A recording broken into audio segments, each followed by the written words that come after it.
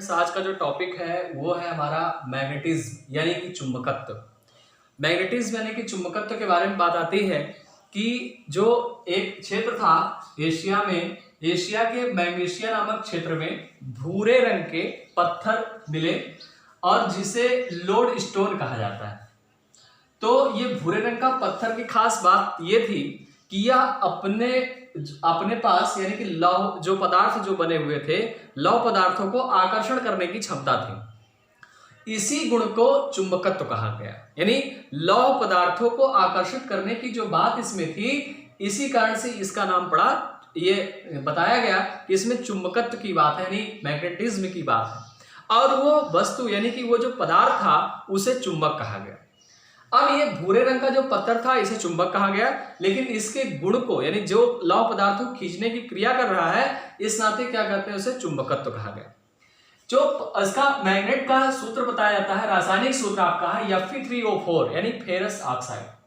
अब इसमें क्या होता है, Fe3 आप देखेंगे केमिस्ट्री में यदि आप पढ़े तो Fe क्या होता है, आयरन यानी कि लोहा।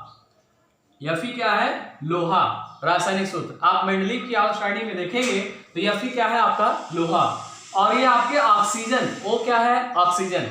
तो Fe के 3 अणु यानी आयरन के 3 अणु और ऑक्सीजन के 4 अणु मिल करके ये यानी कि मैग्नेटिज्म यानी आपके चुंबक का निर्माण करते हैं।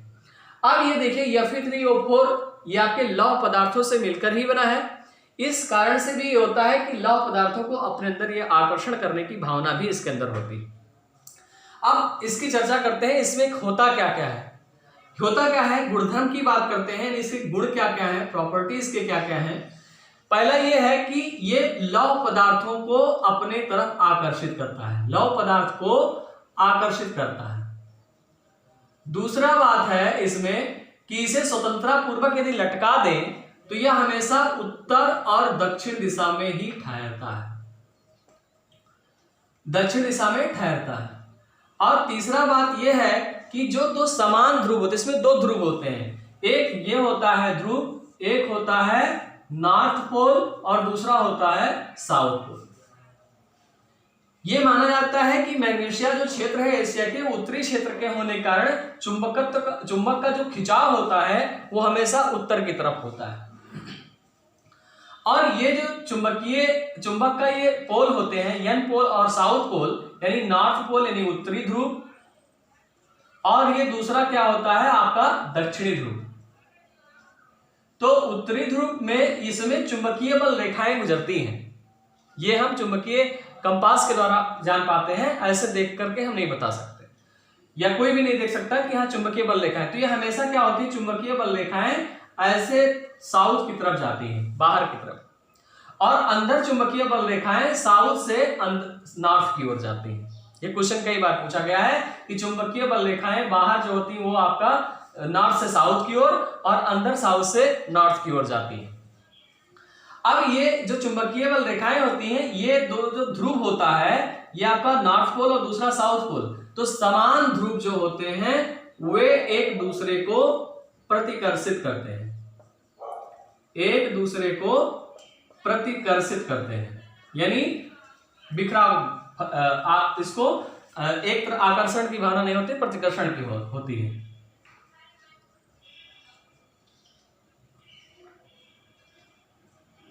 प्रतिकर्षित करते हैं। अब ये इसमें अब इसके बाद होता है कि ये चीजें हैं इसमें, और लोहे की जो ये सब चीजें होती हैं प्राकृतिक। अब इसमें भी हम ये उत्तरी ध्रुव दक्षिणी ध्रुव होता है। आपका एक और पॉइंट है कि यदि दो चुंबकों के मध्य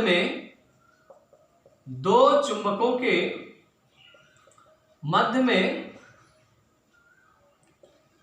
ये मध्य में क्या किया जाए, लगने वाली जो चुंबकीय बल रेखाएं होती हैं,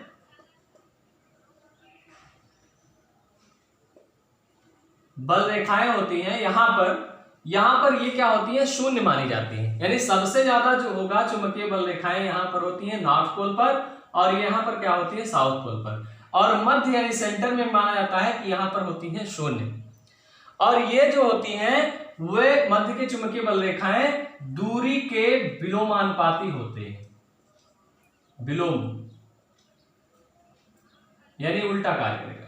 तो इस तरीके से इसके गुण होते हैं चुंबक के, इससे इसका हम पहचान सकते हैं कि ये हमारा चुंबक होता है। फिर दूसरी बात आती है कि चुंबक क्लासिफिकेशन ऑफ द मैग्नेट, यानी चुंबक का वर्गीकरण।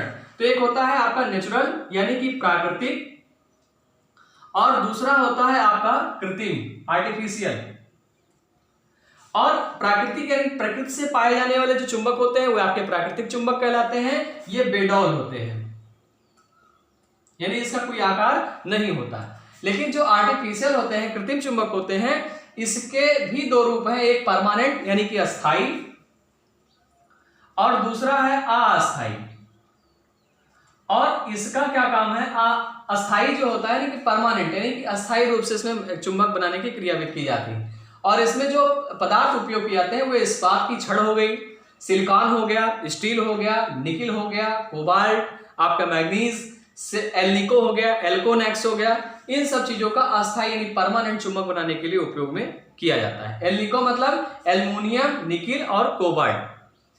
और इसी तरीके से आपका अस्थाई यानी कि टेम्पोररी आपके चुंबक बनाए जाते हैं, वे बनाए जाते हैं नर्म लोहे के, सिलिकॉन के, जो सिलिकॉन लोहा होता है उससे मिश्रित होता है उससे, या सिलिकॉन लोहे के जो स्टील होते हैं उनके एलॉय यानी उससे जुड़े हुए जितनी चीजें होती हैं।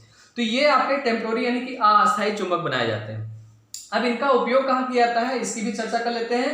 इसका उपयोग जो परमानेंट का, जैसे हम अल्टरनेटर, जनरेटर, इसमें हम करते हैं इसका उपयोग, जहां पर, और यहाँ पर नर्म लोहे का, जैसे आपका क्रेन हो गया, एक स्थान से दूसरे स्थान तक कोई सामान छोड़ना है तो यहाँ पर मैग्नेट का उपयोग करते हैं। छड़ को लेकर के, नर्म लोहे की छड़, इसके ऊपर हम कॉपर का वाइंडिंग करके और डीसी सप्लाई प्रदान करके क्या करते हैं कि इसे अस्थायी चुंबक के तौर पर कार्य करने में सक्षम होता है। एक बार मैग्नेट बनाया और दूसरी बार सामान को यहाँ से स्थान से दूसरे स्थान तक हटाना पड़े तो मैग्नेट करके फिर उसको छोड़ सकते हैं। तो इस तरीके से बहुत सी चीजें हैं इसमें मैग्नेट में जो आप जान सकते हैं, समझ सकते हैं। ये आप लोगों के लिए बहुत इंपॉर्टेंट है, इनको समझिएगा और जहां नहीं समझ में आएगा उसको जरूर पूछिएगा। ठीक है, धन्यवाद।